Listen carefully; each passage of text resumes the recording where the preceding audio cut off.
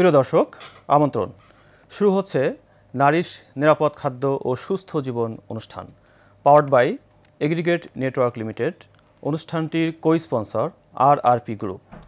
সার্বিক ব্যবস্থাপনায় রয়েছে Bangladesh society for safe food. আপনাদের সাথে আছি আমি ডক্টর নাজমুল হুসাইন নাজির। প্রিয় দর্শক, সর্বমোট ৪৮ পর্বের এ ধারাবাহিক অনুষ্ঠানের আজ প্রচারিত হচ্ছে দ্বিতীয় পর্ব। আজকের আলোচনার বিষয় খাদ্য নিরাপদতা, করণীয় ও বর্জনীয়। আলোচনার জন্য স্টুডিওতে আমাদের সাথে উপস্থিত আছেন সম্মানিত দুজন অতিথি। আমাদের সাথে আছেন ডক্টর মোহাম্মদ দেলোয়ার হোসেন প্রধান বৈজ্ঞানিক কর্মকর্তা, বালাইনাশক গবেষণা ও পরিবেশ বিষতত্ত্ব শাখা, বাংলাদেশ কৃষি গবেষণা ইনস্টিটিউট, গাজীপুর। স্বাগত আপনাকে। আমাদের সাথে আরও উপস্থিত আছেন জনাব রেবেকা শারমিন, বিভাগীয় প্রধান, regulatory and scientific affairs, Nestle Bangladesh PLC। স্বাগত আপনাকে।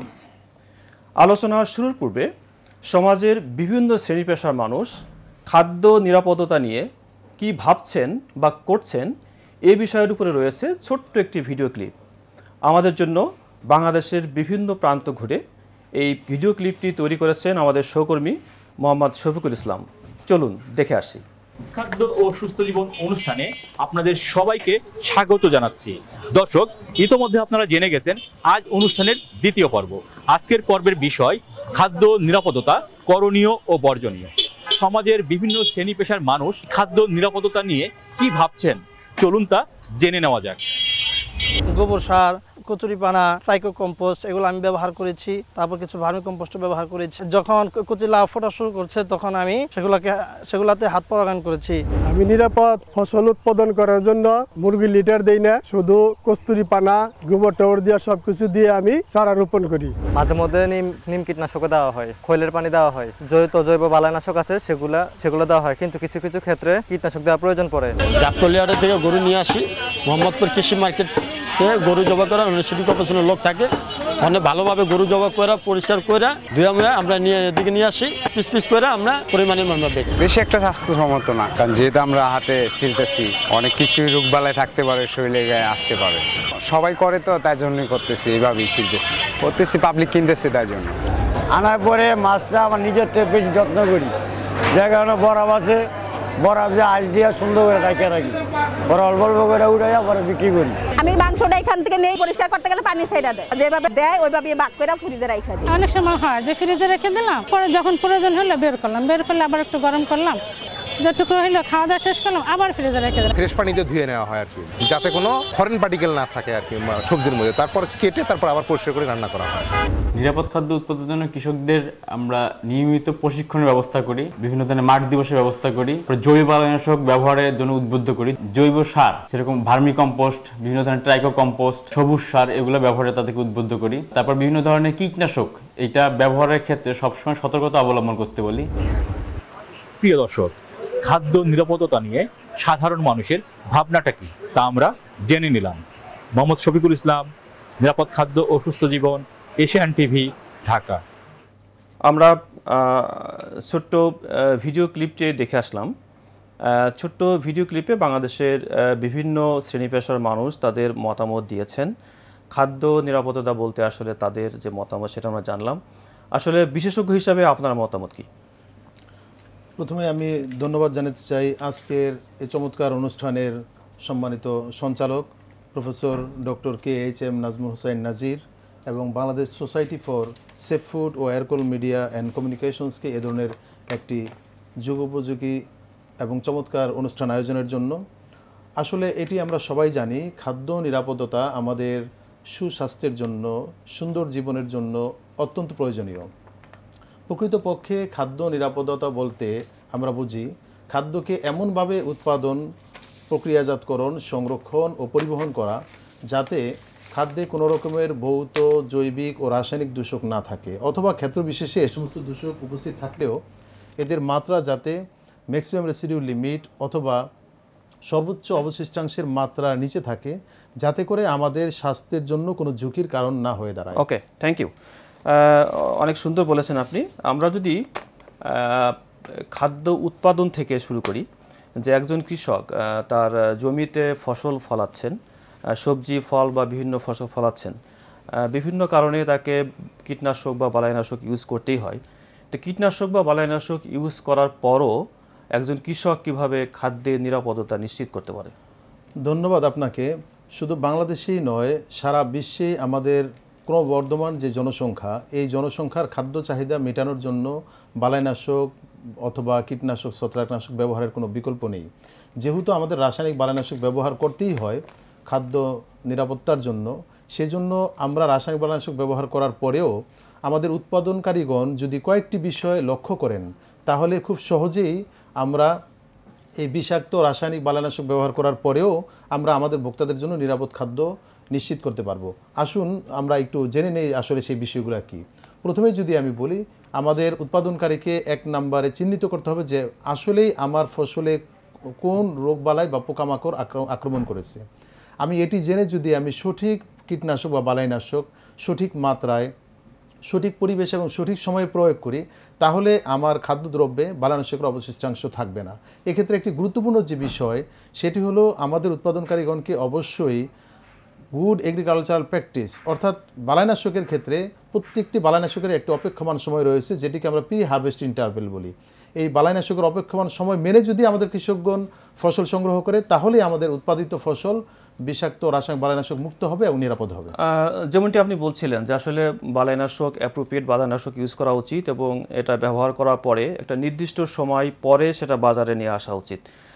এটা আসলে বেসিক্যালি অন অ্যান এভারেজ কতদিনের মধ্যে আসলে বাজারে নিয়ে আসা উচিত? আপনি চমৎকার কোশ্চেন করেছেন। সেটি হলো আসলে আমাদের বালাইনাশকের প্রকারভেদে এই অপেক্ষমান সময়টি ভিন্নতর হয়ে থাকে বালাইনাশকের ক্লাস শ্রেণী বিভাগের উপরে ভিত্তি করে। অন অ্যান এভারেজ যদি আমরা বলি, তাহলে এটি 5 থেকে শুরু করে 17 দিন পর্যন্ত বিভিন্ন বালাইনাশকের ক্যাটাগরির উপরে ভিত্তি করে এই থ্যাংক ইউ অপেক্ষমান সময়। আপনাকে অসংখ্য ধন্যবাদ। আমরা আমাদের আরেকজন আলোচক জনাব রেবেকা শারমিন আপনার কাছে যাই। ধরুন একটা ফসল মাঠ থেকে বাজারে এসেছে বা অন্য একটা খাবার বাজারে এসেছে, বাজার থেকে অ্যাজ এ ভোক্তা, আমি একজন ভোক্তা হিসেবে কিনতে চাই, তো এই কেনার জন্য আমরা আসলে কোন কোন বিষয়ে খেয়াল রাখবো? ধন্যবাদ আপনাকে। আমি ধন্যবাদ জানাচ্ছি এশিয়ান টিভি এবং বাংলাদেশ সোসাইটি ফর সেফ ফুডকে এই ধরনের একটা যুগোপযোগী অনুষ্ঠান আয়োজন করার জন্য, যেখানে আমরা সবাই একসাথে খাদ্যের নিরাপত্তা বিষয়ে জানব এবং আমাদের জীবনে প্র্যাকটিস করব। আপনার কোশ্চেনের যদি উত্তর দিতে যাই, বাজার থেকে আমরা ভোক্তা যখন একটা পণ্য কিনছে, দুইভাবে সে কিনতে পারে। এক হতে পারে সেটা কাঁচা পণ্য, যেমন শাকসবজি, ফলমূল, মাছ, গোশ হতে পারে, অথবা এটা প্যাকেট ফর্মে প্রোডাক্ট তারা কিনতে পারে।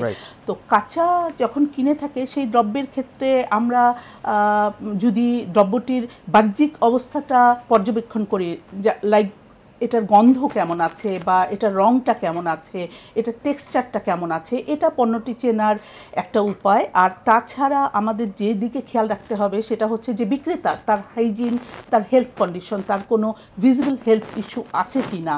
তারপরে আরও যে জিনিসটা, যে স্টোরেজ কন্ডিশনটাও একটা ফ্যাক্টর আছে।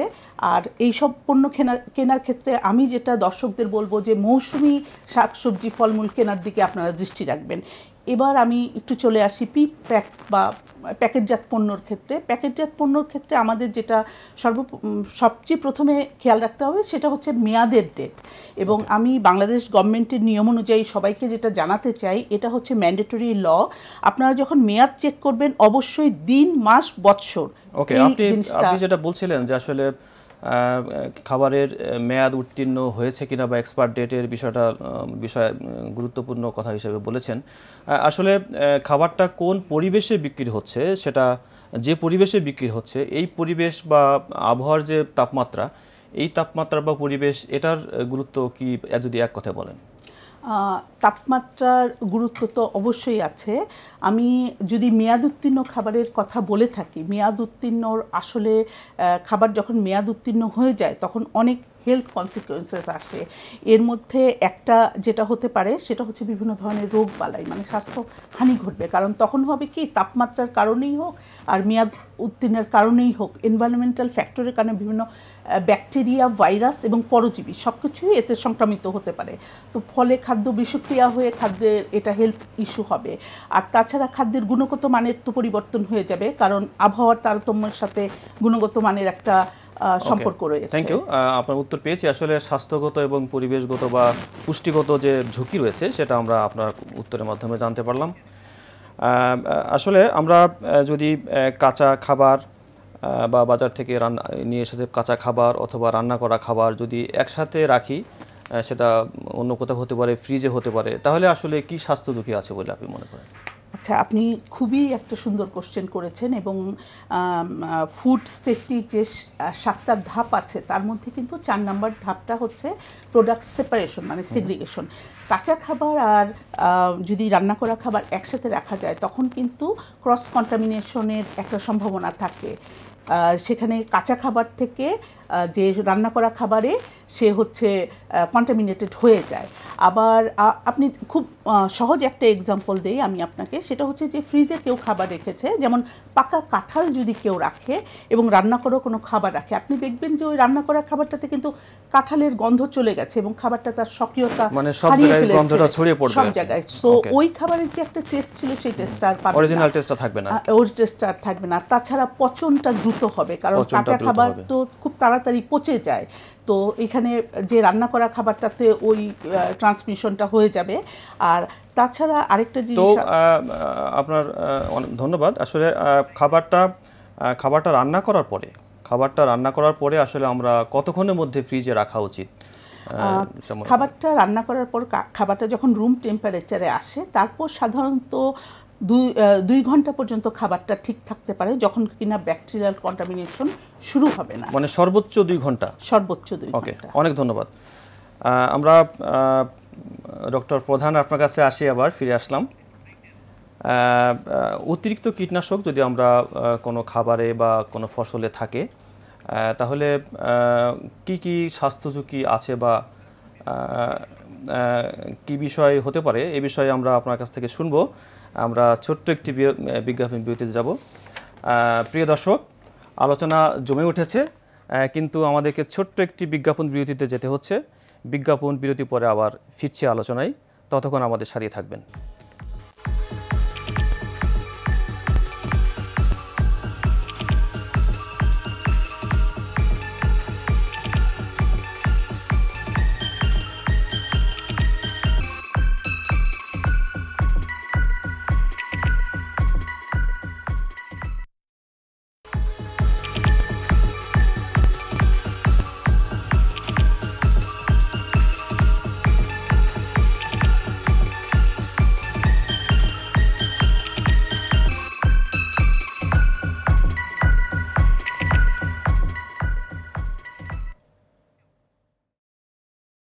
বিরতির পর আবারও আমন্ত্রণ।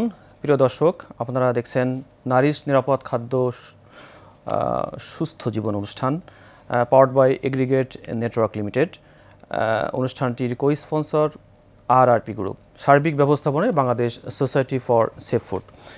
তো যেমনটি আলোচনা করেছিলাম, ডক্টর প্রধান, আপনার কাছে আমি পরপর 2টি প্রশ্ন করি, ছোট ছোট প্রশ্ন, যে খাদ্যে যদি বেশি কীটনাশক থাকে তাহলে আমাদের কী কী ক্ষতিকারক প্রভাব হতে পারে, অথবা এবং আরেকটা প্রশ্ন হচ্ছে যে আমরা যদি খাবারের মধ্যে কীটনাশক থেকে যায়, আমরা তো জানি না আসলে বাজার থেকে কিনে নিয়ে আনা পড়ে, এটাকে আমরা কিভাবে কমাতে পারি, যদি অতি সংক্ষেপে আমাদের অ্যান্সারটা দিতেন আর কি। ধন্যবাদ আপনাকে, খুবই চমৎকার একটি প্রশ্ন করেছেন। শুধু বাংলাদেশেই নয়, আসলে সারা বিশ্বেই বালাইনাশক ব্যবহৃত হয়ে থাকে, তবে কোথাও কোথাও বালাইনাশক অতিরিক্ত ব্যবহৃত হয়ে থাকে। যখনই আমরা অতিরিক্ত বালাইনাশক ব্যবহার করব, এখানে একটি বিষয় আমাদের সবার জানা থাকা দরকার, বালাইনাশক মানেই হলো আসলে বিষ। এখন এই বালাইনাশক বা এই বিষ এগুলো যদি আমাদের খাদ্যদ্রব্যে থেকে যায় তাহলে অবশ্যই আমাদের এই খাদ্যটি আসলে অনিরাপদ হয়ে যাবে। এখন আমাদের এই অনিরাপদ খাদ্য এটি হওয়ার কারণেই হলো আমাদের বিশ্ব স্বাস্থ্য সংস্থা কর্তৃক প্রত্যেকটি বালাইনাশকের একটি নির্ধারিত মাত্রা রয়েছে, যেটাকে আমরা MRL বা ম্যাক্সিমাম রেসিডিউ লিমিট, অবশিষ্টাংশের সর্বোচ্চ মাত্রা বলে থাকি। যখন আমরা অতিরিক্ত বালাইনাশক ব্যবহার করব তখন সে সমস্ত ফলমূল, শাকসবজি বা খাদ্যদ্রব্যে বালাইনাশকের মাত্রা এমআরএলের উপরে চলে যাবে, ফলে আমাদের খাদ্যটি অনিরাপদ হবে। আর এই অনিরাপদ খাদ্য ভক্ষণ করলে আমাদের নানাবিধ শারীরিক সমস্যা দেখা দিতে পারে, আমাদের ক্যান্সার সৃষ্টি ত্বরান্বিত হতে পারে, আমাদের বার্থ ডিফেক্ট দেখা দিতে পারে। এক্ষেত্রে একটি বিষয় খুবই গুরুত্বের সাথে আমাদের বিবেচনায় নেওয়া দরকার। 4 ধরনের মানুষ, বিশেষ করে শিশু, গর্ভবতী মা বোন এবং যারা বয়স্ক মানুষ আমাদের সমাজের এবং যাদের রোগ প্রতিরোধ ক্ষমতা কম, তারা আমাদের এই অতিরিক্ত বালাইনাশক সমৃদ্ধ খাবার খেলে বেশি স্বাস্থ্য ঝুঁকিতে পড়বেন বলে আমরা মনে করি। আমরা যেটা বলছিলাম যে খাবার থেকে বালাইনাশক বা কীটনাশক কিভাবে বাসায় নিয়ে আসা পড়ে, আপনি যে প্রশ্নটি যে বিষয়টি অবতারণা করেছেন এটি আসলে খুবই সুন্দর, আমাদের বক্তা হিসাবে সবারই জানা থাকা দরকার। প্রথমে আমি যে বিষয়টি বলতে চাই সেটি হলো বালাইনাশক আমাদের খাদ্যদ্রব্য থেকে সম্পূর্ণরূপে দূর করা এটা আসলে খুবই কঠিন। তবে আমরা যদি আমাদের বাসাবাড়িতে কতিপয় পদ্ধতি অবলম্বন করি তাহলে আমাদের গবেষণায় দেখা যায় যে আমাদের কীটনাশকের প্রকারভেদে শতকরা 30 থেকে 80% পর্যন্ত আমরা বালাইনাশকের অবশিষ্টাংশ দূর করতে পারবো। কিভাবে সেটা? এই পদ্ধতিগুলোর মধ্যে 1 নাম্বার হলো ওয়াশিং বা ধৌত করা। আমরা যদি পানিতে ধৌত করি, কারণ বর্তমান বিশ্বে যে বালাইনাশক ব্যবহৃত হচ্ছে সবগুলোই হলো ওয়াটার সলুবল, পানিতে দ্রবীভূত হয়। এজন্য আমরা পানিতে ধৌত করলে আমাদের কন্টাক্ট যে পেস্টিসাইডগুলো রয়েছে সেগুলোর অধিকাংশটাই চলে যাবে। দ্বিতীয় যে পদ্ধতি সেটি হলো লবণ পানির মিশ্রণে ডুবিয়ে রাখা। আমাদের গবেষণাগারে বাংলাদেশ কৃষি গবেষণা ইনস্টিটিউটের কীটতত্ত্ব বিভাগের টক্সিকোলজি ল্যাবরেটরিতে আমরা গবেষণা করে পেয়েছি, যদি 1 লিটার পানিতে 2 চা চামচ লবণ দিয়ে 20 মিনিট ভিজিয়ে রাখা হয় অথবা 5% ভিনেগার সলিউশন, অর্থাৎ 1 লিটার পানিতে 50 মিলিলিটার ভিনেগার দিয়ে যদি আমরা 15 থেকে 20 মিনিট ভিজিয়ে রাখি, তাহলে কীটনাশকের প্রকারভেদে আমরা 30 থেকে 60% পর্যন্ত শুধু এই পদ্ধতিতেই দূর করতে পারবো। অনেক ধন্যবাদ আমাদের দর্শকদেরকে ক্লিয়ার করার জন্য। ডক্টর জনাব রেবেকা শারমিন, আপনার কাছ থেকে আমাদের দর্শকদের কাছ থেকে একটা প্রশ্ন এসেছে। প্রশ্নটা হচ্ছে এরকম যে ফ্রিজের মধ্যে খাবার, রান্না করা খাবার, এটা আসলে কিভাবে রাখতে হবে? এটি ঢেকে রাখতে হবে না কিভাবে রাখতে হবে আসলে? ধন্যবাদ আপনার প্রশ্নের জন্য। এটা যদিও খুব সাধারণ প্রশ্ন এবং আমরা সবাই মোটামুটিভাবে এটা জানি, তারপরেও যে বিষয়টি এখানে চলে আসছে, সেফ ফুডকে যদি আমরা ফোকাস করি এবং খাদ্য কীভাবে নিরাপদ থাকতে পারে এটা কনসিডার করে যেটা করা উচিত, এয়ারটাইট কন্টেনারে যদি আমরা খাবারটাকে সংরক্ষণ করি এবং অতিরিক্ত গরম খাবার আমরা ফ্রিজে রাখবো না, খাবারটা ঠান্ডা হয়ে যাওয়ার পরেই কিন্তু আমাদেরকে ফ্রিজে রাখতে হবে। অনেক ধন্যবাদ। তাহলে আপনার কথা থেকে যেটা বুঝলাম যে আমরা বক্সে রাখতে পারি অথবা যদি বাটিতে রাখা হয় তাহলে আমরা র্যাপিং পেপার দিয়ে সেটাকে এয়ারটাইট করে রাখতে পারি। অসংখ্য ধন্যবাদ ডক্টর প্রধান। এখানে কাঁচা মাছ, সবজি, মাছ, মাংস বিভিন্ন জিনিস আমরা দেখলাম, সেখান থেকে যদি বাজার থেকে আমাদের বাসায় আসে, এটাকে প্রসেস করার জন্য আমরা কি একই ছুরি বা একই কাটিং বোর্ড আমরা ইউজ করতে পারবো কিনা, বিশেষ করে সবজি, সালাদ আইটেম বা কাঁচা মাছ বা মাংস, এ ব্যাপারে আপনার মতামত? ধন্যবাদ। প্রথমে আমি যে চমৎকার ভিডিওটির মাধ্যমে আমাদের দেশের যে চিত্র, আমরা আমাদের খাদ্য নিরাপত্তার ক্ষেত্রে আমরা যা করে থাকি, আমাদের ব্যবসায়ীরা বা আমরা করে থাকি, তার কতিপয় অংশ আমরা সেখানে দেখে আসলাম। আপনি যে প্রশ্নটি করেছেন, আসলে মনে হয় প্রশ্নটি খুবই সাধারণ, কিন্তু আসলে এটি খুবই গুরুত্ব বহন করে। কারণ আমরা বাজার থেকে যখন মাছ অথবা কাঁচা মাংস নিয়ে আসি, অধিকাংশ ক্ষেত্রে আমরা যেটি দেখি যে আমরা একই ছুরি অথবা একই চপিং বোর্ডে আমরা সেগুলোকে কেটে থাকি। এটি আসলে খাদ্য নিরাপত্তার জন্য এবং আমাদের স্বাস্থ্যের জন্য বিরাট ঝুঁকি বহন করে থাকে। কারণ হলো, আমরা যখন এই কাঁচা মাছ নিয়ে আসি, উদাহরণস্বরূপ সেখানে বিভিন্ন প্রকার ক্ষতিকর ব্যাকটেরিয়া বা পরজীবী, যেমন সালমোনেলা, লিস্টেরিয়া, ইকোলাই ইত্যাদি এই সমস্ত ক্ষতিকর ব্যাকটেরিয়া থাকতে পারে।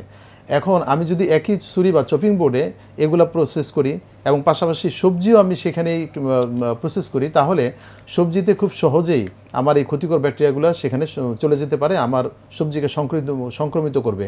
আর অনেক ক্ষেত্রে তার মানে আসলে আপনি ক্রস কন্টামিনেশনের কথা বলছেন। জি, ক্রস কন্টামিনেশনের মাধ্যমে এই যে একটা ঝুঁকি আছে, বিশেষ করে সালাদ আইটেম যেগুলো আমরা সরাসরি খাই, যেমন শসা, গাজর বা টমেটো বা ফ্রুটস, এই যে সরাসরি আমরা যে খাবারগুলো খাই, সেইগুলোর জন্য কি আলাদা কাটিং বোর্ড বা ছুরি ইউজ করা উচিত বলে কি মনে করেন কিনা? আপনি যথার্থই বলেছেন, আসলে আমাদের এটি করা উচিত। যদিও আমাদের হয়তো মনে হবে যে একটু কঠিন মনে হচ্ছে, কিন্তু কঠিন মনে হলেও এটি আমার পরিবারের, আমার ছোট বাচ্চা, আমার বাবা মা, এমনকি আমার নিজের নিরাপত্তার কথা চিন্তা করে আসলে মূলত আমাদের সবজি, বিশেষ করে যেগুলো রেডি টু ইট ফুড, আপনি যেগুলো বললেন সালাদ, শসা, টমেটো, গাজর বা বিভিন্ন ফল, এগুলো কাটার জন্য আমরা আলাদা ছুরি এবং কাটিং বোর্ড, এবং আমার মাংস, মাছ কাটার জন্য আলাদা কাটিং বোর্ড আমরা ব্যবহার করতে পারি। এতে করে আমাদের খাদ্যগুলো নিরাপদ হবে। অনেক ধন্যবাদ।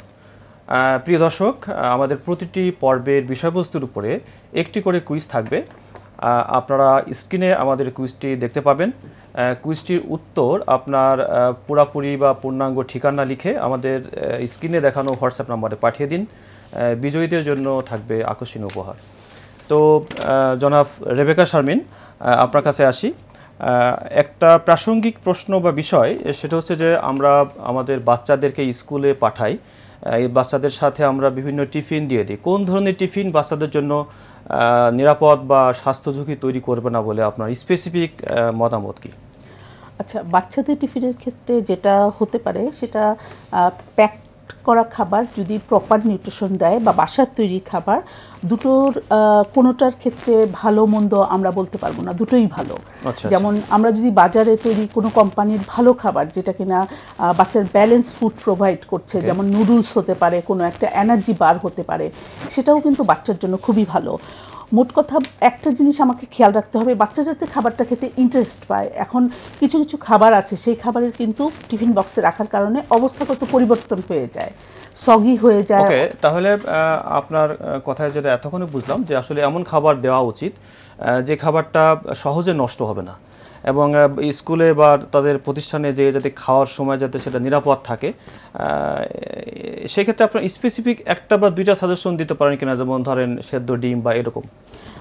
হ্যাঁ, সেদ্ধ ডিম যদি বাচ্চারা খায়, কারণ আজকালকার বাচ্চারা তো অনেক তারা তো সব কিছু খেতে চায় না, তো সেই ক্ষেত্রে স্যান্ডউইচ করে দেওয়া যেতে পারে। স্যান্ডউইচটা এখানে গরম খাবারের কোনো অপশন নেই, বা গরম না হলেও বাচ্চারা খেতে পারে, কারণ 3 ঘন্টা পরে বাচ্চাটা খাবে বাসায় খাবার প্রিপেয়ার করে দেওয়ার পরে। তো সেই ক্ষেত্রে পিনাট বাটার, চিজ বা বাটার দিয়ে যদি বাচ্চাকে স্যান্ডউইচ দেওয়া হয়, ভেজিটেবল স্যান্ডউইচ যেতে পারে, সাথে কোনো সসেস বা অন্যান্য জিনিস দিয়ে যেতে পারে, র্যাপ দেওয়া পারে, নুডলস, পাস্তা, এই ধরনের জিনিস। মোট কথা বাচ্চা যেটা খাচ্ছে। তবে এখানে একটা জিনিস আমাদের খুবই খেয়াল রাখতে হবে, বাচ্চা যে কন্টেনারটা ক্যারি করছে সেটাও যাতে পরিষ্কার পরিচ্ছন্নতা। ওকে, অনেক ধন্যবাদ ডক্টর প্রধান। আমরা আমাদের অনুষ্ঠানের একদম শেষ পর্যায়ে চলে এসেছি। আজকের আলোচনা বা আপনার পক্ষ থেকে আমাদের দর্শকদের উদ্দেশ্যে যদি বিশেষ কোনো মেসেজ থাকে। ধন্যবাদ আপনাকে। আমি বিশেষ মেসেজ হিসাবে এটি বলতে চাই, সেটি হলো যে নিরাপদ খাদ্য কোনো একক ব্যক্তি বা কোনো একক গোষ্ঠীর পক্ষে সবার জন্য নিরাপদ খাদ্য নিশ্চিত করা সম্ভব নয়। আমাদের সবাইকে সচেতন হতে হবে, জনসচেতনতা বাড়াতে হবে। যেমন Bangladesh society for safe food এই প্রোগ্রামের মাধ্যমে জনসচেতনতা তৈরি করার চেষ্টা করতেছে এশিয়ান টিভির মাধ্যমে। তো দ্বিতীয় যে বিষয়টি সেটি হলো আমাদের গুড এগ্রিকালচার প্র্যাকটিস, জাতীয় জৈব নীতি, কৃষি নীতি, এটি অনুসরণ করা দরকার। এছাড়া আমি একটু আগেই মাঝখানে যে কথাটি বলতেছিলাম, বাজার থেকে আনার পর লবণ পানি অথবা ভিনেগারে ধৌত করতে হবে, এবং আমাদের মা বোনদেরকে উদ্বুদ্ধ করতে হবে যাতে করে আলাদা চপিং বোর্ড বা ছুরি আমাদের মাছ, মাংস, সবজি কাটার জন্য ব্যবহার করে। ওকে ডক্টর প্রধান, অসংখ্য ধন্যবাদ। জনাব রেবেকা শারমিন, আপনি যদি কিছু বলতে চান আমাদের দর্শকদের। অ্যাকচুয়ালি নিরাপদ খাদ্যের ক্ষেত্রে যেটা বলবো, নিরাপদ খাদ্য হচ্ছে শেয়ার্ড রেসপন্সিবিলিটি। সো যদি খুব ছোট করে বলতে চাই, আমি বলতে পারি যেটা যে নিরাপদ খাদ্য এটা সবার অধিকার এবং দায়িত্ব আমাদের সবার। সবাই মানে গভর্নমেন্ট, এখানে ইন্ডাস্ট্রি আছে এবং ভোক্তাও আছে। তো আসুন আমরা সবাই মিলে সচেতন হই এবং একটা সুস্থ সুন্দর ভবিষ্যৎ আমাদের জন্য গড়ে তুলি। অসংখ্য ধন্যবাদ। প্রিয় দর্শক, গুজব, ভুল ধারণা বা আংশিক ধারণা নয়, আসুন আমরা খাদ্য নিরাপত্তা নিয়ে সচেতন হই, যাতে করে আমরা একটি সুস্থ ও মেধাবী জাতি তৈরি করতে পারি, যেটা আমাদের মূল লক্ষ্য। আশা করি আপনারা আমাদের সাথে থাকবেন। আগামী শনিবার একই সময়ে অন্য কোনো পর্ব নিয়ে হাজির হব আপনাদের সামনে। ততক্ষণ ভালো থাকুন, সুস্থ থাকুন। আল্লাহ হাফেজ।